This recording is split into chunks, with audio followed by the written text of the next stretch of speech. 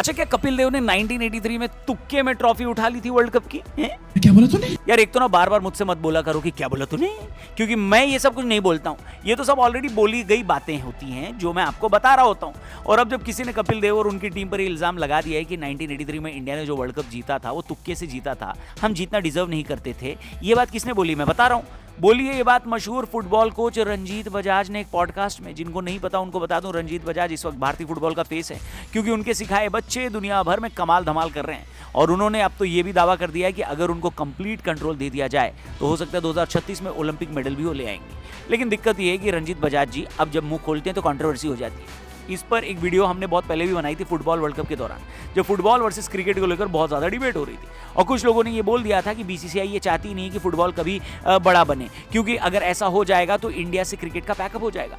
हमने उस वक्त भी ये बात कही थी कि बीसीसीआई का तो वैसे भी फुटबॉल से कोई लेना देना नहीं है, ये काम तो ऑल इंडिया फुटबॉल फेडरेशन का होना चाहिए, और बीसीसीआई इसके बावजूद फुटबॉल की काफी मदद भी करी है। लेकिन अब रंजीत बजाज ने क्रिकेट पर निशाना साधते हुए एक बार फिर से ये कह दिया कि इंडिया में क्रिकेट तुक्के से पॉपुलर हो गया। एक पॉडकास्ट में रंजीत जी ने क्रिकेट वर्सेस फुटबॉल टाइप का कोई सवाल पूछा गया तो उन्होंने कहा कि हम क्रिकेट में वर्ल्ड कप कब जीते हैं? जवाब आया 1983 में। उन्होंने कहा उसके बाद दूसरा वर्ल्ड कप हमने कब जीता? जवाब आया 2011 में। तो उन्होंने कहा इसका मतलब है जो पहला वर्ल्ड कप हम जीते 83 वाला, वो हमने तुक्के में जीता, वहां तुक्का लग गया था। उन्होंने कहा आप ईमानदारी से खुद बताओ कि क्या तुक्का लगा था या नहीं। उन्होंने कहा किसी ने 1983 में इमेजिन भी नहीं किया था कि टीम इंडिया जीत जाएगी या फिर वर्ल्ड चैंपियन वेस्टइंडीज को हरा देगी, तो फिर तो तुक्का ही लगाना। और गेम में यही होता है। पॉडकास्ट वाले भैया उनको करेक्ट करने की कोशिश भी करते रहे और कहते हैं कि आप ये नहीं कह सकते कि तुक्का लग गया, तुक्का लग गया। टीम ने खुद को प्रिपेयर किया होगा वर्ल्ड कप खेलने के लिए, जाहिर सी बात है। तो कोई टीम ये सोचकर थोड़ी ना वर्ल्ड कप खेलने जाती है कि हार कर आना है। हालांकि रंजीत जी इस बात से कन्विंस नहीं लगे और उन्होंने अपना स्टैंड नहीं बदला और कहा कि ये बात मान लीजिए कि 1983 का वर्ल्ड कप हम तुक्के से जीते। अब इस बात के बाद मामला थोड़ा सा स्ट्रेसफुल हो गया। लेकिन मैं आपसे कहना चाहता हूँ, लाइफ से अगर स्ट्रेस को भगाना है, कामनेस लाना है, तो यंग मॉन्क का कैन उठाना है। डिस्क्रिप्शन में लिंक दिया है, इंडिया की फेवरेट कामनेस ड्रिंक है। हजारों कैंस इस वक्त लोगों ने ट्राई किया है, आपका भी ट्राई करना बनता है क्योंकि 50% ऑफ चल रहा है, by one get one of चल रहा है। लिंक डिस्क्रिप्शन में दिया है, जाकर वहां से जरूर ऑर्डर करना। फिलहाल वीडियो में आगे बढ़ते हैं। नाम याद रखना, यंग मॉन्क, इंडिया की फेवरेट कामनेस ड्रिंक। अब देखिए बात ऐसी है कि जब फुटबॉल वर्सेस वर्ल्ड कप का डिबेट आता है तो मामला थोड़ा स्ट्रेसफुल हो जाता है, और हमने कामनेस का आपको सोल्यूशन भी दिया है कि जब स्ट्रेस हो तो कामनेस कहाँ से आएगी। तो भाई फुटबॉल वालों की तरफ से पहले आर्गुमेंट यही आता है कि क्रिकेट के लिए तो इस देश में इतने सारे स्टेडियम, इतना बढ़िया इंफ्रास्ट्रक्चर है, इतना पैसा उसमें इन्वेस्ट किया जा रहा है, तो भी टैलेंट भी तो निकलेगा है। दूसरी तरफ फुटबॉल को देखो ना, उसको देखने के लिए पब्लिक स्टेडियम जाती ही नहीं है। इस देश के 99.99% लोग इंडियन फुटबॉल टीम के 11 में से 6 प्लेयर भी नहीं बता पाएंगे, और एक फुटबॉल प्लेयर को इंफ्रास्ट्रक्चर से जूझते हुए अपना गेम खेलना पड़ता है। ये बात भी बिल्कुल सच है दोस्तों। लेकिन फिर क्रिकेट वालों का इस पर आर्ग्यूमेंट ये है कि भाई क्रिकेट हमेशा से देश का बड़ा स्पोर्ट थोड़ी रहा है, बल्कि इस देश में कोई भी खेल शुरू में बड़ा नहीं होता। वहां पर जब कोई एक चैंपियन निकल कर आता है या फिर टीम इस तरीके से परफॉर्म करने लगती है कि फैंस को लगने लगे कि अब तो दुनिया की किसी भी टीम को हम हरा सकते हैं, तब जाके इसमें सबको इंटरेस्ट आता है। इसका सबसे बड़ा एग्जांपल 83 का वर्ल्ड कप भी दिया जाता है। इससे पहले बीसीसीआई के पास भी कोई बहुत पैसा नहीं होता था। उनको क्रिकेट पॉपुलर करने के लिए जो ब्रॉडकास्टर था दूरदर्शन, उसको पैसे देने पड़ते थे कि भैया हमसे पैसे ले लो और क्रिकेट दिखा दो।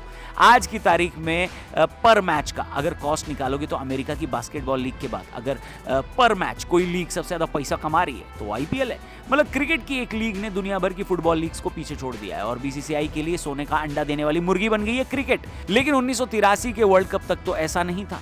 उस वक्त क्रिकेट के लिए कोई भी इंफ्रास्ट्रक्चर नहीं हुआ करता था। इनफैक्ट जब हमने वर्ल्ड कप जीत भी लिया तो उसके बाद बीसीसीआई के पास इनाम में देने के लिए पैसे नहीं थे, और फिर लता मंगेशकर को एक फ्री कॉन्सर्ट करना पड़ा, जिसके टिकट के पैसे से कपिल देव की टीम को बीसीसीआई थोड़े बहुत पैसे इनाम में दे पाई। यानी क्रिकेट वालों का पूरा आर्ग्यूमेंट यही है कि हम लोगों ने गरीबी देखी है। और 1983 वर्ल्ड कप से पहले हम भी बिल्कुल ऐसे ही थे। शायद इसी को काउंटर करने के लिए रंजीत बजाज ने यह कह दिया कि 83 के वर्ल्ड कप की जीत तो तुक्के से आई थी। लेकिन सोशल मीडिया पर यही बात कई लोगों को बहुत प्रॉब्लमेटिक लग रही है। लोगों का पहला रिएक्शन तो ये है कि चलो हम ये मान लेते हैं कि कपिल देव की टीम तुक्के में जीत गई, फिर फुटबॉल वाले तुक्के में ही कुछ करके क्यों नहीं दिखाते? ऐसा कैसे हो सकता है कि एक इंटरनेशनल टीम का आज तक कोई तुक्का ही नहीं लगा? और क्रिकेट में तो इंडिया ने वर्ल्ड चैंपियंस को हराया है। हम तो आपसे बोल भी नहीं रहे हैं कि आप स्पेन और अर्जेंटीना को हरा दो। हमारे यहाँ तो तभी जीत सेलिब्रेट हो जाती है जब हम कभी बांग्लादेश या अफगानिस्तान को हरा देते हैं।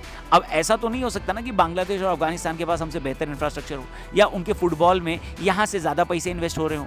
इसके अलावा भी कई लेवल पर लोगों को ये बात पसंद नहीं आ रही है और कहा जा रहा है कि रंजीत बजाज साहब ये चाहते हैं कि फुटबॉल का निज़ाम उनके हाथ में दे दिया जाए। कंट्रोल उनको मिल जाए। लेकिन अगर आप दूसरे खेल को नीचा दिखाकर फुटबॉल को ऊपर उठाने की कोशिश कर रहे हैं तो आप आखिर में कितना सक्सेसफुल हो जाओगे बताओ। अगर आप किसी खेल को बड़ा बनाना चाहते हो तो आप उस पर फोकस करो, न कि सामने वाले खेल को नीचा दिखाओ और उसके खिलाड़ियों को डिसरिस्पेक्ट करो। और मेरा तो बस इस पूरे मसले पर यही कहना है कि मैं भी मान लेता हूं वेस्ट इंडीज को हराना 1983 में एक तुक्का था, लेकिन ऐसा तो नहीं ना कि हमने वेस्ट इंडीज को उस वर्ल्ड कप में सिर्फ एक बार हराया।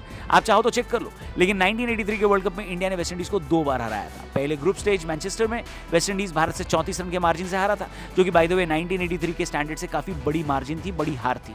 और फिर हमने लॉर्ड्स में भी वेस्ट इंडीज को 43 रन के मार्जिन से हराया था। अगर हमने वेस्ट इंडीज को 1-2 रन या 1-2 विकेट से हराया होता या सिर्फ एक बार हराया होता तो आप उसको तुक्का बोल सकते थे। लेकिन अगर हम वर्ल्ड चैंपियंस को एक ही वर्ल्ड कप में 2-2 बार हरा रहे हैं तो फिर ये तुक्का नहीं है भैया, ये प्लानिंग, टैलेंट और स्ट्रैटेजी तीनों की जीत है। और अगर आप इसको एक्नॉलेज नहीं कर पा रहे हो तो फिर आप एक स्पोर्ट्स कोच कैसे बन सकते हो अच्छे वाले, बताइए।